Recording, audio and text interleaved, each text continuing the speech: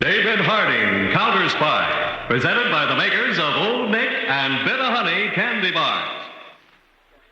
And today, the makers of delicious Old Nick and Bitter Honey candy bars present a special offer that means money saved for you. We homemakers know that slicing knives with blades that are hollow ground usually cost $2 and more. But we offer you today a 13-inch stainless steel slicing knife with a special process hollow ground blade for only 25 cents in coin, with 2 wrappers from either Old Nick or Bitter Honey candy bars sent to Old Nick, Box 144, New York 8, New York.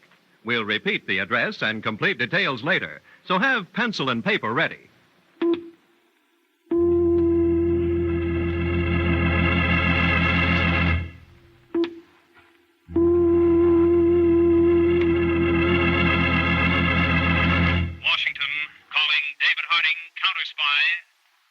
Washington, calling David Harding, Counterspy. Harding, Counterspy. Calling Washington.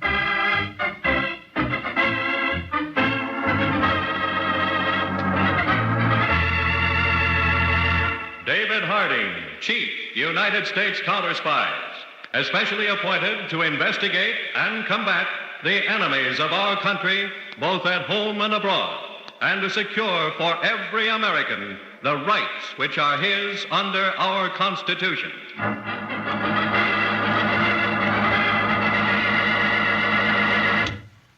Send Mr. Butler in now, please. Mr. Tiffin? That's right, Mr. Butler. Come right in. Sit down. Thank you. I don't mind telling you that your phone call earlier this morning aroused a great deal of curiosity. I'm glad to hear that, Mr. Tiffin. It should make things easier for me. Tell me, Mr. Butler, why did you come all the way to Kelby, Pennsylvania? Why did you choose the Kelby National Bank? There must be a score of other banks closer to Hollywood which would serve your purpose. Oh, we could have picked any number of banks, Mr. Tiffin, but none would be as authentic for this particular scene we wanted to film. There's quite a trend, you know, in making the so-called documentary type of picture. Real people in real locations. Oh, yes. Mrs. Tiffin and I have seen several pictures like that. Well, then, you know the realism we're looking for. We're filming the life of Pretty Boy Loveton. Oh. Yes. Of all his holdups, one of the most spectacular took place right here. I'll never forget that day. I was standing near the teller's cage when it happened. That's exactly what we want to show. You and the regular personnel of this bank. Me? Oscar Tiffin in a moving picture? Why not? Could anyone else act the part so realistically? What would this entail on the bank's part, and when would you like to do it? At the most, a 2-hour interruption in your normal routine. Oh, is that all? That's all. We'll shoot the scene without sound, so that any extraneous noises won't interrupt the shooting. I see. We'll put the sound on film later. As for when we'd like to do it, the sooner the better. Tomorrow morning, if possible. Tomorrow? Yes, I've got my crew standing by, and time is money in any business, Mr. Tiffin. Oh, yes. I wish other businesses would learn that. Of course, tomorrow's Friday, and I imagine with payrolls and everything... Oh, that's not a problem, particularly if it'll only take 2 hours. Our bank is organized efficiently enough to handle its business even with a little interruption. Then tomorrow will be all right? Yes, Mr. Butler. If you can finish before 11:30. Perhaps even before that. I see.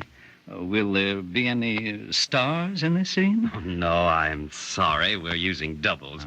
These will be long shots. We'll take close-ups of the stars back in Hollywood. I see. Just one thing more.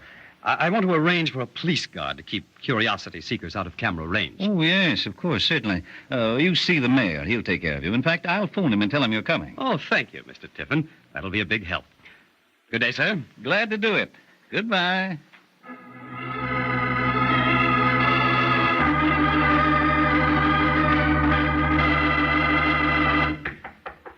Come in. Come in. Sergeant Lynn?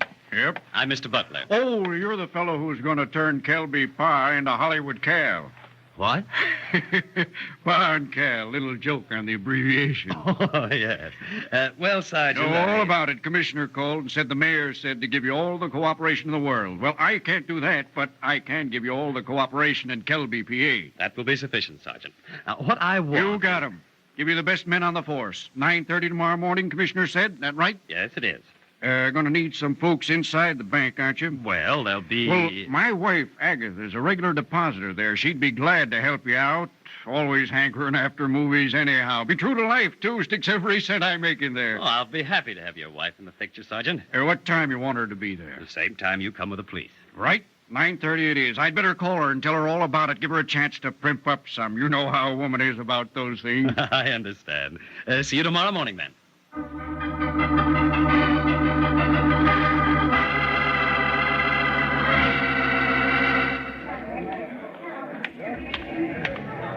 Sergeant, Right here, Mr. Butler. we're going to start shooting in a few minutes.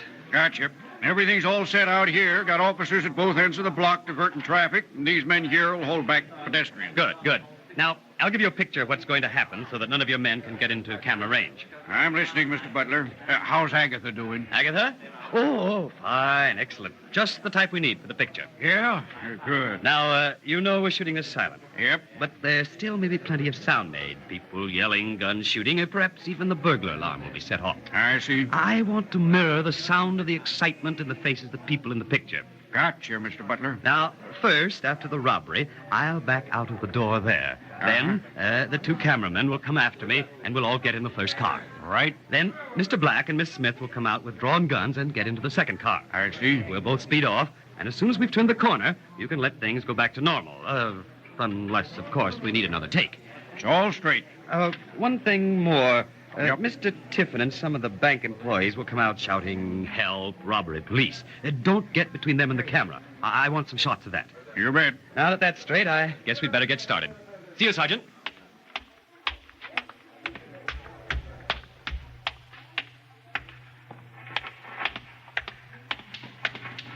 Well, Mr. Tiffin, are you all ready? Oh, yes, but I haven't met. Oh, of course. Mr. Black, Mr. Oscar Tiffin, president of the Kelby National Bank. Mr. Black is our version of Pretty Boy Loveton. How do you do? Yeah. And this is Miss Smith, Pretty Boy's girlfriend. Hello. How do you do? Haven't I seen you someplace before? That's not an original line, Mr. Tiffin. Oh, no, I didn't mean... Well, that is... No, really, I'm sure I've seen you in a picture, perhaps. Maybe I've been... Yeah, she gets around. Maybe you have. All right, come on, let's get started. Right, Mr. Black. Mr. Tiffin, will you get in back of the teller's enclosure? Certainly. All right, now, everybody. I'll be talking all through this. React the way I want you to. Cameras ready? All right. Good. All right, let them roll. Go to work, Mr. Black.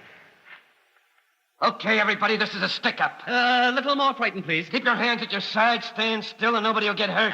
That's the way. Baby, Yeah, pretty boy. get the cages clean out the dough, every cent of it. Right. Good. Be awe-stricken, Mr. Tiffin. Come on, baby, step on. Don't really touch the money. You'll miss... Shut up, you. You heard the man, Mr. Tiffin. And I'll tell you a secret. That gun hasn't got blanks, it's got real bullets. What? You see, this picture is going to be the last word in realism. We're robbing your bank for keeps. What? You'll notice the cameramen have guns also. And they're loaded, too. How you doing, baby? One more case to go. Well, you can't do this. Why not call for the police, then? They're expecting it. Or you could set off the burglar alarm. They're waiting to hear that. All right, big shot, you're not on the stage now. Cut the hammering. I got it all. Okay. Now listen. Anybody gets wise, comes running out right after us, stops running permanently. You get it? Let's go. Stick to the plan. I go out first. Those two hoods follow me, and then you come. Okay, but step on it, ham bone. I'm getting nervous. Come on, you two.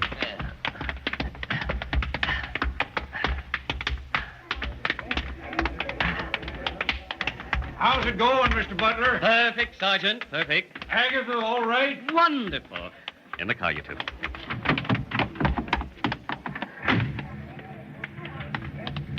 Remember, anyone comes out here before the car starts gets a bullet out of this gun. All right, get in the bus, baby. Right. That's it. Perfect. All right, let's get out of here.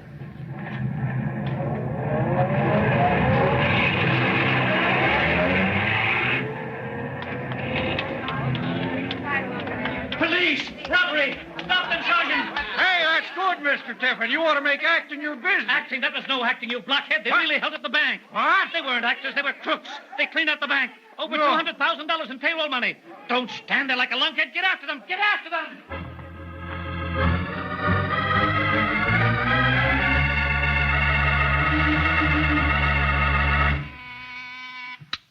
Yes, Peter. It's got a teletype flash, Mr. Harding. Federal Reserve Bank robbery in Kelby, Pennsylvania. Any details? The amount's over $200,000. 200,000. Wire our nearest counterspy office. Have them send out a mobile laboratory. Right, Chief. I'll order a plane. You stand by for further details. We'll leave for Kelby as soon as we can.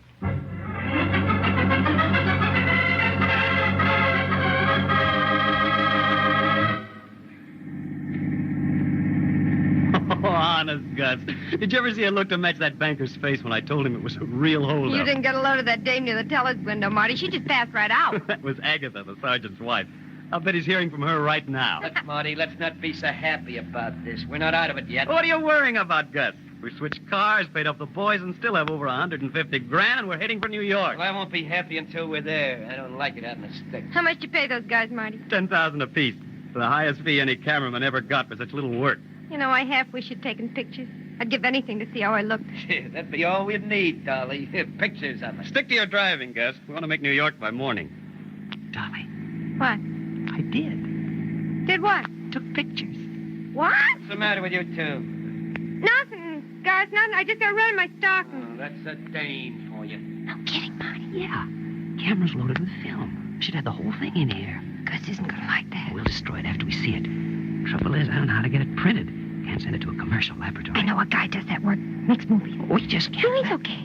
Got enough on him to hang him. He'd do it for free for me. I'd like to see them. Yeah, so would I. I better not tell Gus. Not till they're ready, anyway. Hey, what are you two whispering about back there, anyhow? It's a surprise, Gus. I don't like surprises. Why don't you get some sleep? I'm not going to drive this bus all night. One of you will have to take over later. Right, Gus. I'll get some shut-eye and take over whenever you say. Excuse me, folks, while I sleep the sleep of the idle rich.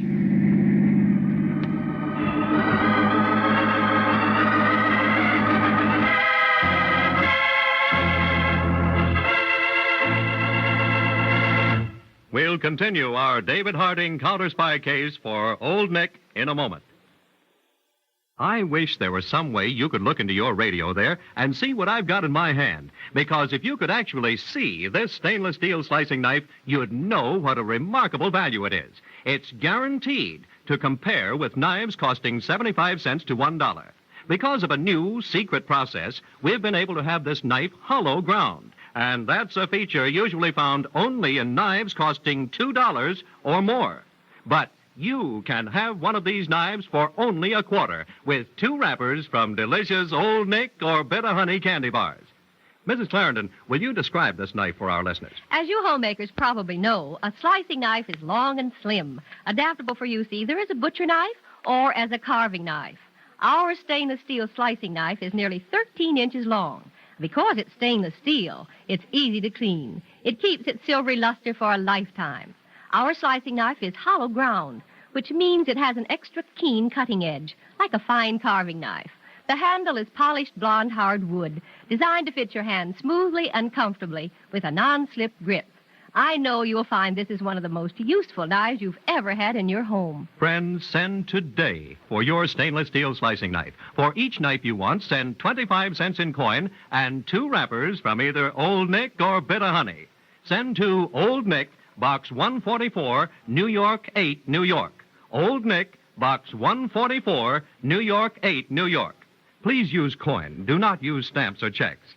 I know you'll enjoy using your stainless steel slicing knife because many people have sent in a second time. That proves that they like the knife and that they think it's a remarkable value.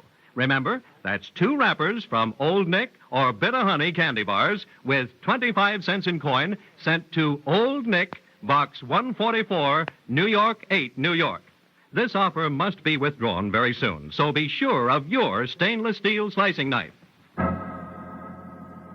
Now, back to our Old Nick, David Harding Counterspy case.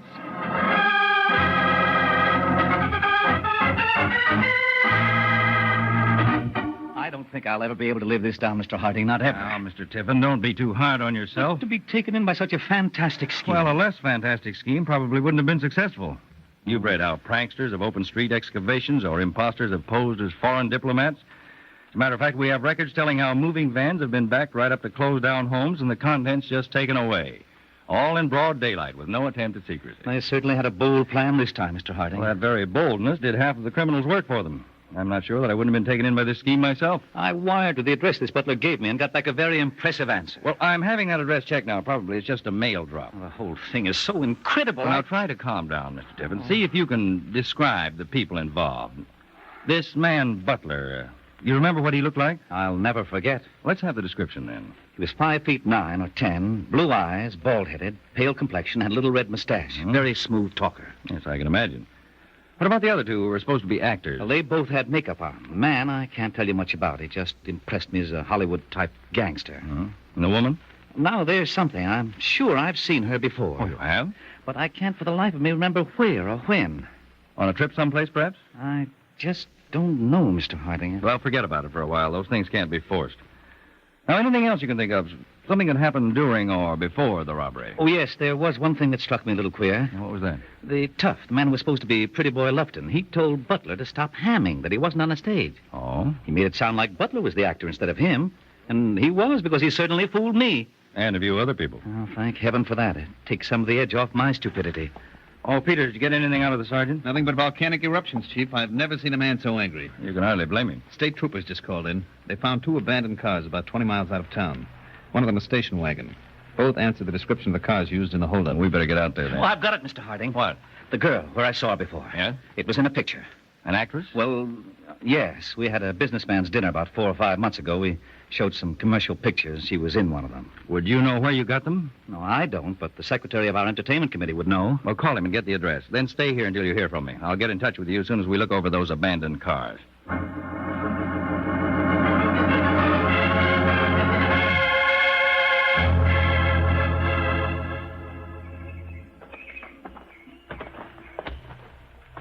Now, they switched cars here, all right, Chief.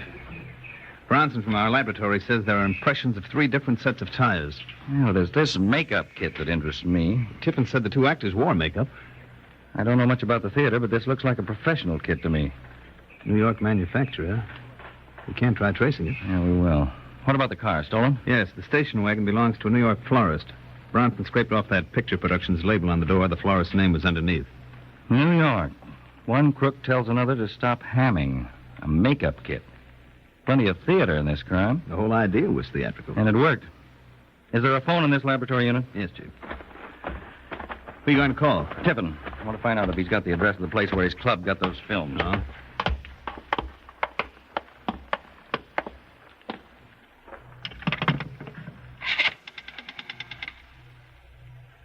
Operator. This is Harding, Counterspy Mobile Unit. Please connect me with Mr. Tiffin at the Bank of Kelby. One moment, sir. Thank you. That's a funny thing. When Pretty Boy Lofton held up the bank at Kelby, he got just about the same amount of money. Took him longer to do the job, though. Hello? These modern crooks with their new equipment. Oh, hello, Mr. Tiffin. This is Harding. Oh, yes, sir. I got that address. Good. May I have it? Carl Genoa, 1532 North Broadway, New York. Everything's in New York. Except us. We'll remedy that. Mr. Tiffin, Yes? can you take time off from the bank for a trip to New York? If it will help solve this, certainly. Well, I hope it will. Pack some clothes. You may be a day or two. Now, Mr. Peters and I'll pick you up on our way in. We'll go right out to the airport.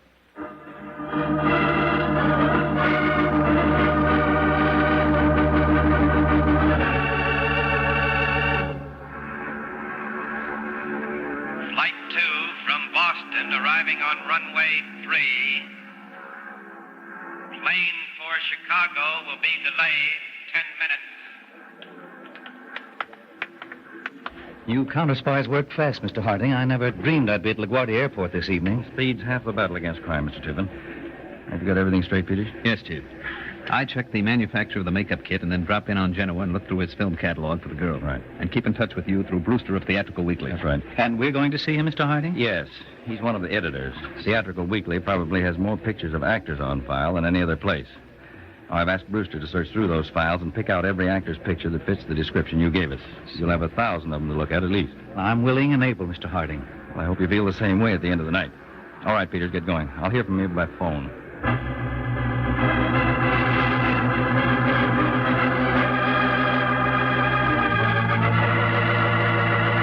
There you are, Mr. Harding. 827 pictures of actors 30 to 35 years old, 5 feet 8 to 5 feet 11 inches tall, including elevator shoes. Oh, Mr. Brewster, I said bald also. You don't know actors, Mr. Harding. There are no bald ones between 30 and 35. They all wear toupees, particularly when they have their pictures taken. Oh, dear me. Well, yes, I know, Mr. Tiffin. Do you think you could detect some resemblance even if he is wearing a toupee? It's possible. I'll tell you yes, what. You lay aside any picture that looks even faintly like this man Butler. Then I'll have all those retouched and you can go over them again. Well, I'll try, Mr. Harding. Good. Mr. Brewster, have you got any spot where Mr. Tiffin might look at these pictures undisturbed? Next office, we'll carry the pictures in Oh, there.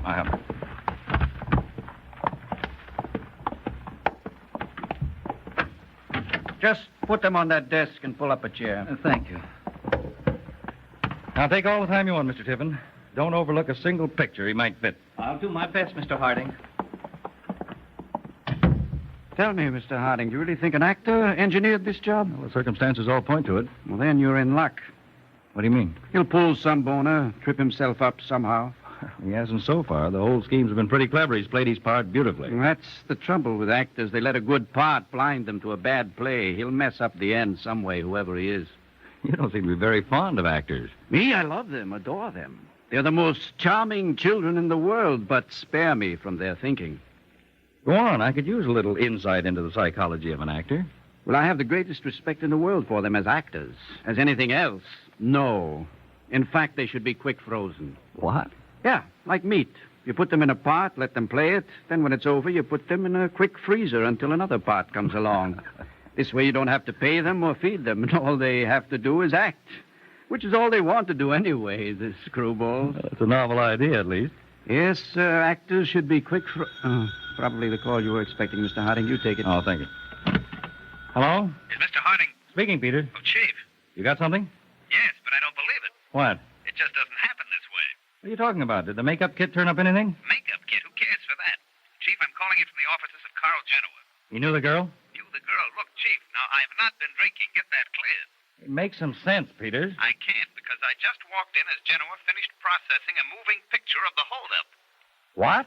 That's right. They really took pictures. Oh, no. I said the same thing, Chief, but I'm holding the film in my hand. How could anybody be so stupid? I'll bite. How? You stay there. I'll be over right away. Don't worry. I couldn't move now. Goodbye. Goodbye. Did something happen, Mr. Harding? They actually took pictures of the holdup. See, I knew it. I knew he'd pull a boner. That's so stupid. How could anybody... Actor psychology, Mr. Harding. It's not stupidity, it's vanity. There isn't a ham in the world who'd pass up a chance to look at himself acting. Yeah? Well, that's one picture I'm going to see right now.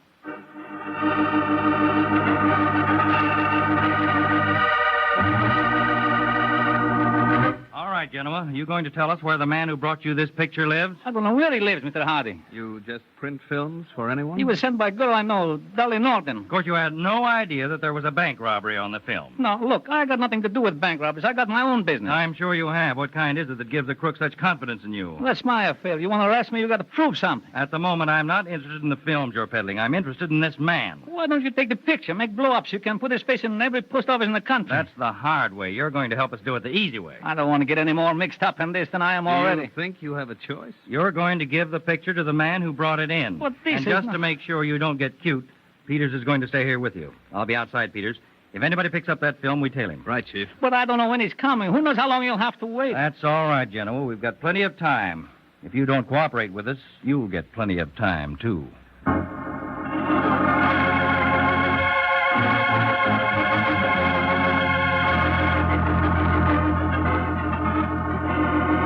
All right, Dolly, what is it? What's the idea of this meeting? It's a surprise, Gus. What kind of a surprise? Wait till Marty gets. That ham? Told you we were finished with him the minute the job was over. Now, Gus, you gotta admit it was a good idea. Look all the dough we made. And I don't care. Ever since we tied in with him, I've been unhappy. The way he thinks. Comes at you from left field. Nevertheless, we still got a lot of dough. Yeah. And I'd rather do a straight stick-up for less cash. That's the way it's going to be from now on.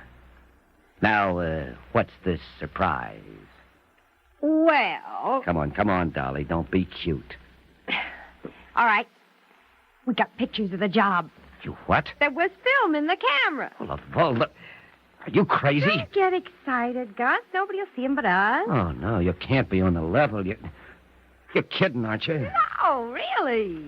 What did Marty do? Take him down to the corner drugstore to be developed? Of course not. I told him about Genoa. He did the job for him. Oh, it's another guy you know that is. Oh, you know Genoa. He can't say anything to anybody about anything. That was what I got on him. Did you know that he was going to do this, Dolly? No, he told me after. That's him now. Let him in. Hello, Dolly. I I told Gus, Marty. I thought he'd want to see him, too. Come in here, you spindle-headed, bird-brained Barrymore. Now, Just a minute, hey, Gus. give me those films before you play the best death scene you ever played in your life. Oh, look, this whole job was my idea. I got some rights in it. I'll give you rights in the head. Gus, it's done. At least let's look at the pictures, and then we can burn them. What's he going to use for eyes when I get through with him? You got a lot of money from my idea, Gus. And I'll get a lot of time, too. You give me those films or so help me. No, Gus. Put your gun away, Gus. You heard the lady, Gus. Put it away. On the floor. Yes, we wouldn't like to shoot. Who are you? United States Counterspies. Come on, Gus, drop it. Counterspy. Now, Butler, you'll give Mr. Peters those films? Right here, Butler. But how? You don't know. You can't. Go ahead, Hambone. Get an idea for this scene. But I figured something, all the parts. You had a bad final act, Butler. We didn't like it, so we're rewriting it right now. All right, Peters, bring him along.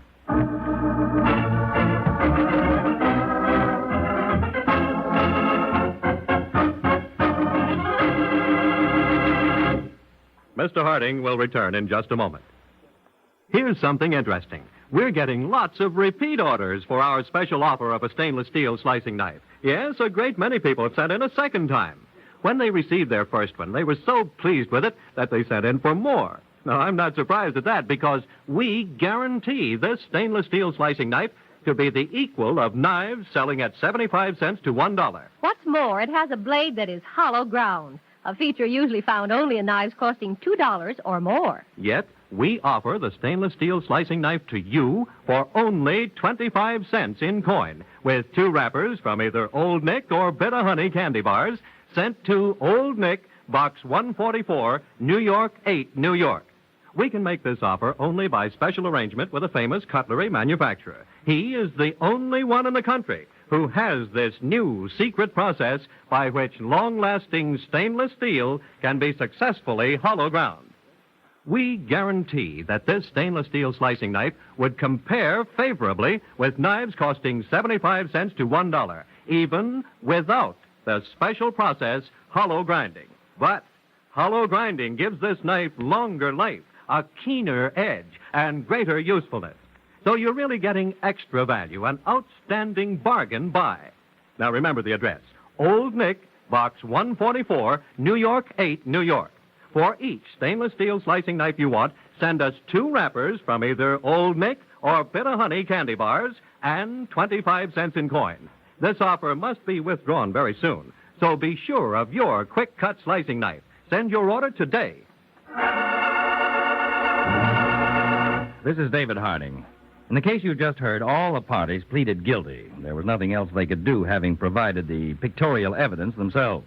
They're serving long terms in the federal penitentiary, and I understand Butler is quite a hit as a leading man at Leavenworth.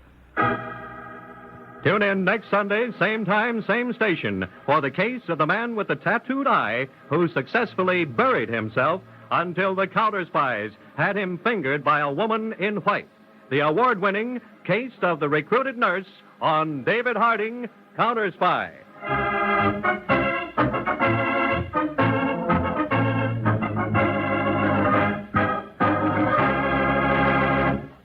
Tonight's David Harding Counterspy case was directed by William M. Sweets and dramatized by Palmer Thompson, with music by Jesse Crawford and featured Don McLaughlin and Mandel Kramer.